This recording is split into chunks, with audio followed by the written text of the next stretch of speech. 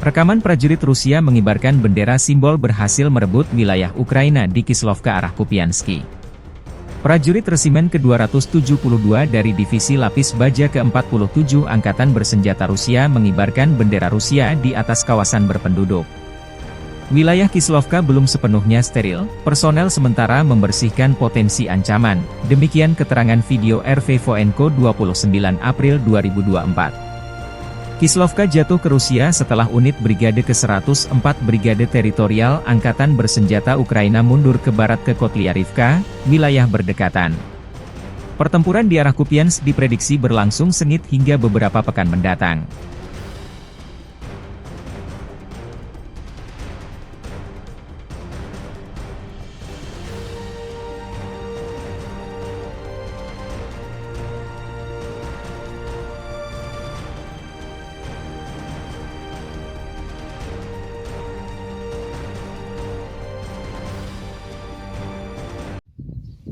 Давай. Мы, 47-я танковая дивизия, 272-й полк, рота В «Витязя» под командованием подполковника Кирова и командира роты Лезгина, взяли поселок Кисловка, служим Российской Федерации. С нами Бог. Аминь.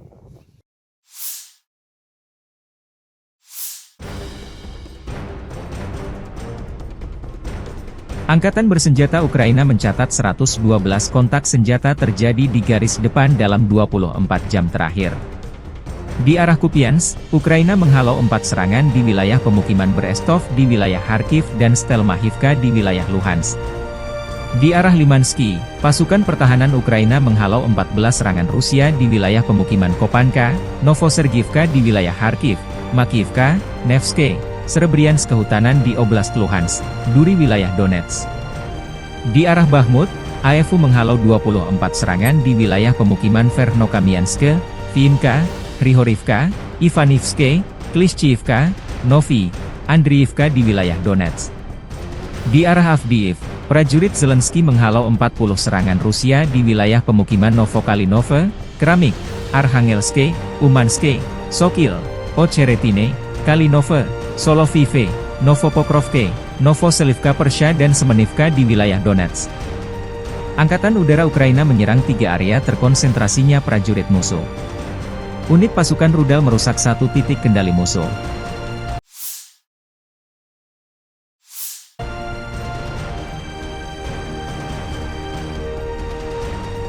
Staf Umum Angkatan Bersenjata Ukraina 29 April melansir militer Rusia total kehilangan 467.470 tentara di Ukraina sejak awal invasi besar-besaran 24 Februari 2022.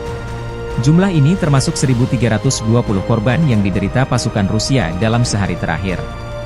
Pasukan Vladimir Putin juga total kehilangan 7.285 tank, 14.007 kendaraan tempur lapis baja, 16.109 kendaraan dan tangki bahan bakar, 11.985 sistem artileri, 1.051 sistem peluncuran roket ganda, 778 sistem pertahanan udara, 348 pesawat terbang, 325 helikopter, 9.528 drone, 26 kapal dan perahu, dan 1 kapal selam.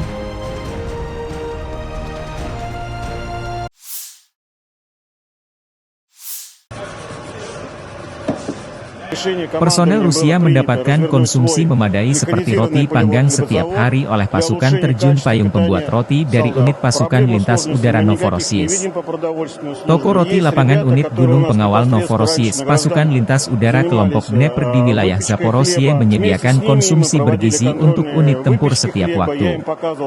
Memanggang roti di toko roti lapangan pasukan terjun payung Novorossiysk memiliki ciri khas tersendiri. Produksinya sendiri, resepnya spesial. Koki militer menambahkan komponen paling penting ke resep sederhana, cinta dan perhatian, demikian keterangan video militer Rusia 29 April.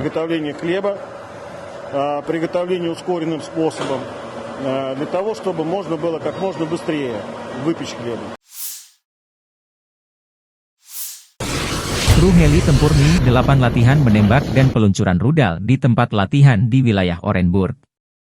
Di wilayah Orenburg, sesi pelatihan diadakan dengan awak penerbangan angkut militer di helikopter Mi-8 tentang penggunaan senjata untuk menghancurkan sasaran darat.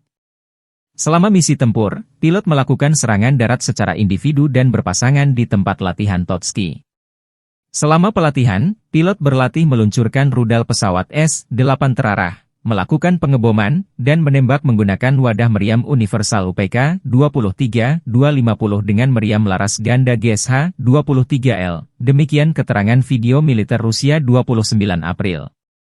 Menilik sejarahnya, prototipe V-8, Mi-8, dibuat sebagai bagian dari proyek peningkatan helikopter multiperan Mi-4 yang diproduksi sejak awal 1950-an. Model 8 ini dari sejak awal dirancang untuk menggunakan mesin turbin gas, bukan mesin piston. Selain itu heli dirancang lebih ergonomi dan memiliki peningkatan daya dukung yang lebih besar. Mi-8 mampu beroperasi di lingkungan medan yang sulit dijangkau dengan alat transportasi lain, mendarat dan lepas landas di area kecil yang tidak siap. Helikopter dengan ukuran dan daya angkut seperti itu sangat dicari di daerah-daerah terpencil di Uni Soviet kala itu. Seperti diketahui helikopter menjadi andalan bagi mobilisasi komoditas mineral karena menjadi satu-satunya transportasi udara yang dapat dilakukan. Sementara untuk varian militer, heli Mi-8 mulai beroperasi pada tahun 1968.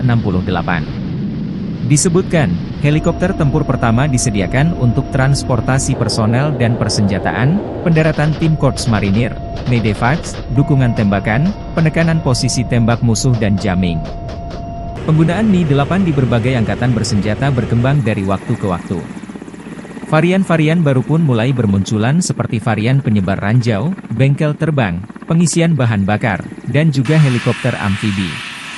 Lebih dari 100 modifikasi helikopter serbaguna ini telah diproduksi sejak tahun 1960-an.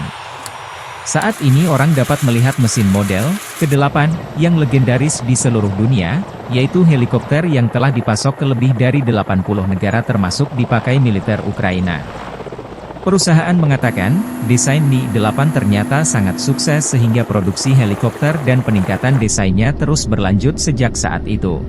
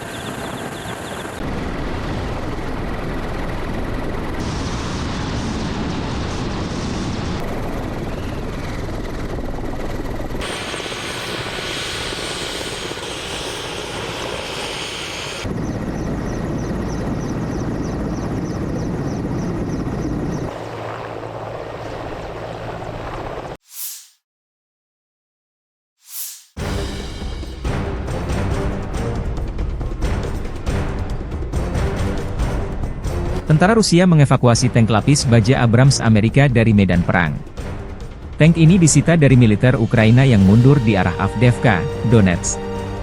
Baru-baru ini, kantor berita AP melansir angkatan bersenjata Ukraina menarik tank Abrams dari garis depan karena tidak efektif dan gampang teridentifikasi dan dihancurkan oleh drone Rusia.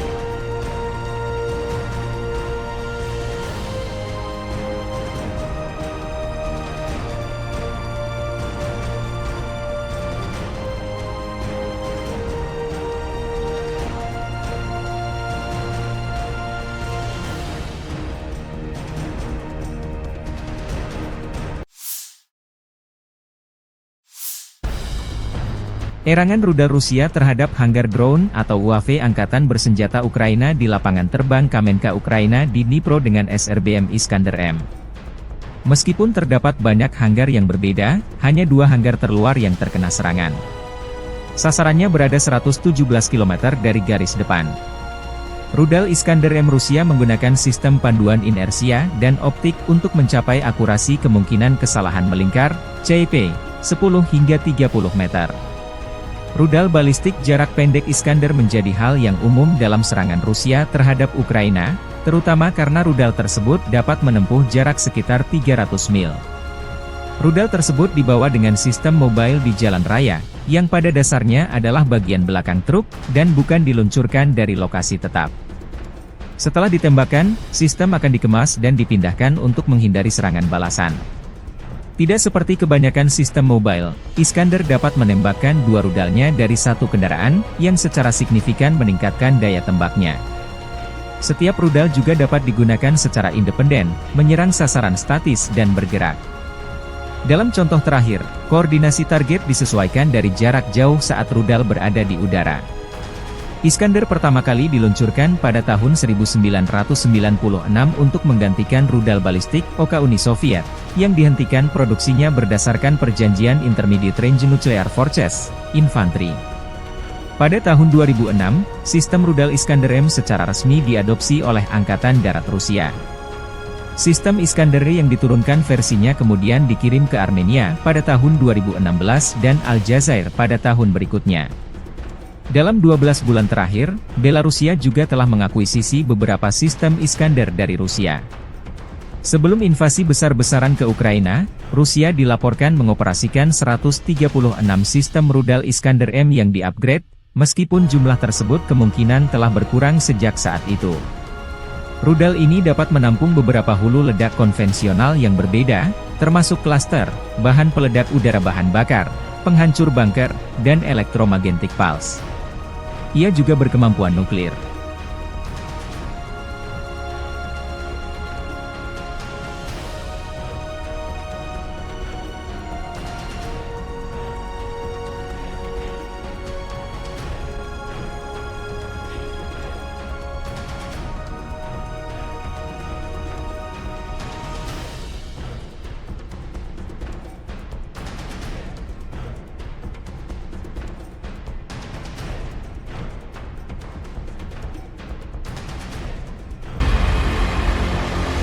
Rekaman kru peluncur roket ganda MLRS Grad Rusia dari Resimen Artileri Self-Propelled ke-50 menyerang posisi tembak dan fasilitas nasionalis Ukraina yang teridentifikasi di arah Zaporozhye.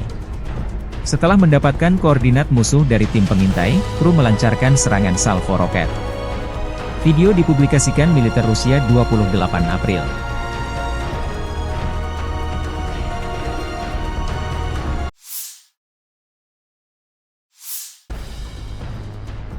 Pasukan Rusia terus mengeksploitasi penetrasi taktis di utara dan barat Laut Avdiivka. Pekan ini, Rusia membuat kemajuan tambahan yang dikonfirmasi di wilayah tersebut. Rekaman geolokasi yang diterbitkan 27 April menunjukkan pasukan Rusia maju ke utara Novokalinove, utara Avdiivka, dan akun Telegram pro-Rusia mengumumkan pasukan Rusia sepenuhnya merebut wilayah tersebut. Pasukan Rusia juga mengklaim merebut keramik, tepatnya di barat laut Novokalinove, meskipun bukti visual belum dilansir. Rekaman geolokasi yang diterbitkan pada tanggal 27 April juga menunjukkan pasukan Rusia maju di Ocheretine Barat, di barat daya Solovive, dan ke barisan pepohonan di selatan Novobahmutivka, seluruh barat laut Avdiivka. Salah satu video menunjukkan militer Rusia menyerang personel angkatan bersenjata Ukraina yang mundur di Novokalinove. Serangan bertubi-tubi Rusia tak memberi kesempatan personel Ukraina menyelamatkan diri.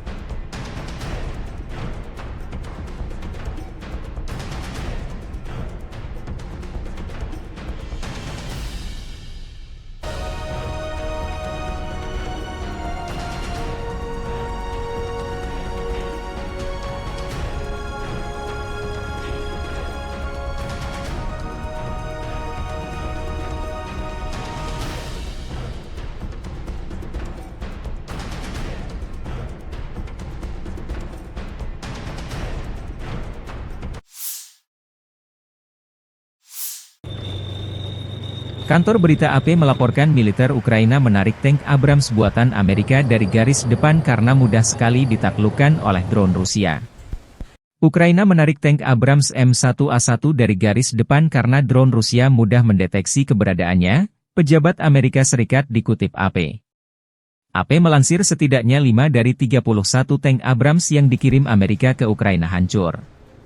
Terpisah, militer Rusia 28 April melansir rekaman video kendaraan pemulihan M88 buatan Amerika Serikat dan kendaraan pembersih rintangan M1150 berdasarkan tank M1 Abrams terdeteksi dan dinonaktifkan oleh prajurit Rusia dari kelompok pasukan Sens di dekat Berdichi. Setelah memeriksa kendaraan-kendaraan tersebut, terlihat jelas bahwa musuh meninggalkan begitu saja peralatan mereka, yang sebenarnya bisa dievakuasi untuk diperbaiki, demikian dilansir militer Rusia. Mekanik Rusia menyita kendaraan-kendaraan tempur ini untuk dibawa ke bengkel untuk pengecekan dan penelitian. Evakuasi peralatan militer asing dari garis depan dilakukan oleh tim teknik dan perbaikan dalam 2 tahap. Pertama, pengintaian insinyur terhadap area evakuasi dilakukan untuk memastikan keselamatan personel dan peralatan yang digunakan. Tahap kedua melibatkan evakuasi pengangkut personel lapis baja, yang kemudian dibawa ke unit perbaikan. Kru perbaikan akan segera mengganti sabuk pengaman, beberapa elemen kabel listrik, dan komponen dasar. Setelah itu keputusan akan dibuat mengenai pengangkutan lebih lanjut kendaraan Amerika, tambah pernyataan resmi Kementerian Pertahanan Rusia.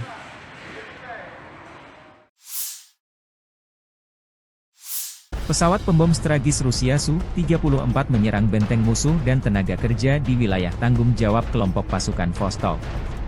Pilot menggunakan bom udara Teraraheva B-500 dengan modul perencanaan dan koreksi universal. Hal ini memungkinkan Anda untuk melancarkan serangan tepat dari jarak yang aman dari garis kontak tempur, demikian dilansir militer Rusia 28 April 2024.